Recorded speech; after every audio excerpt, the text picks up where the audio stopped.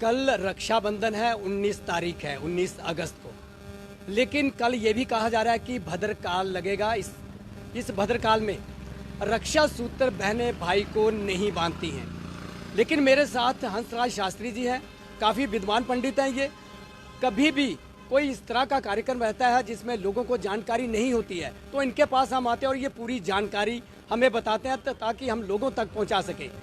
इसी के चलते आज मेरे साथ हंसराज शास्त्री जी हैं। मैं इनसे बात करना चाहूँगा, इनसे पूछना चाहूँगा कि आखिर भद्रकाल कितने बजे लगेगा और कब तक रहेगा, और हमारी जो बहनें, हमारी जो माताएं अपने भाई को राखी बांधती हैं, सुबह से ये निराहार रहती हैं, कुछ नहीं खाती हैं ये, लेकिन वो समय भी इनको चाहिए कि रक्षा कब बांधा जाए, रक्षाबंधन कब किया जाए। मैं इनसे जानना चाहूँगा।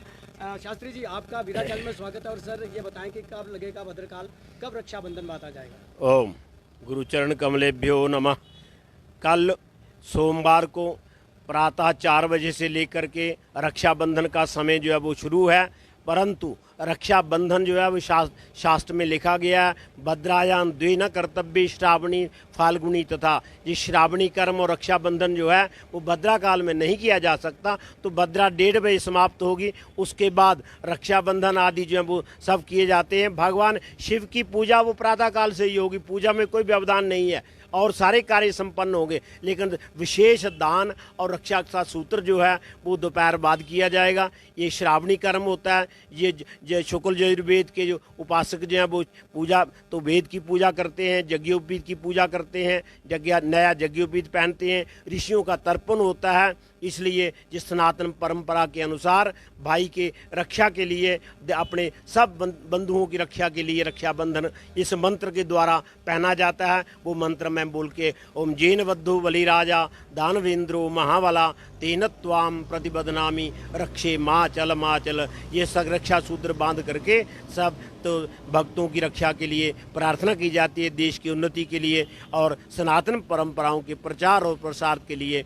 हमारे घर जो है वो धन संपत्ति से परिपूर्ण हो। कल सावन का लास्ट सोमवार है, तो ये भी कहा जाता है कि आखिरी सोमवार भद्रकाल में जो माता पार्वती को जो चढ़ावा चढ़ाया जाता है, बस्तर चढ़ाए जाते हैं, वो भद्रकाल में नहीं चढ़ाए जाते। तो क्या मानते हैं आपकी पूजा अर्चना जो की जानी चाहिए रोज़ जिस तरह से रूटीन में करते हैं वो की जा सकती है? पूजा जो है वो समय निश्चित समय पर होगी।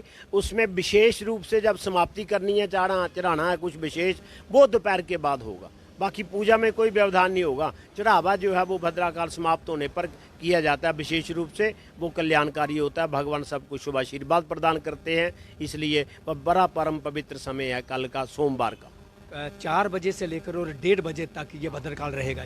हाँ, भद्रा जो है वो तो 12 घंटे होती है, 12 घंटे तक 10-11 घंटे तो वो रहेंगी, तो उसमें कोई इतराज नहीं। भद्रा होती है पूर्णमासी में, वो परंपरा के चलते आ रही है। उसमें सिर्फ भद्राकाल में रक्षाबंधन नहीं करना है, बाकी का कार्य कर सकते हैं। जहाँ भगवान को विशेष रूप से जो वस्त्र आदि चढ़ाने हैं वो नहीं चढ़ाने हैं उसमें, 1:30 बजे, वो 1:30 बजे के बाद।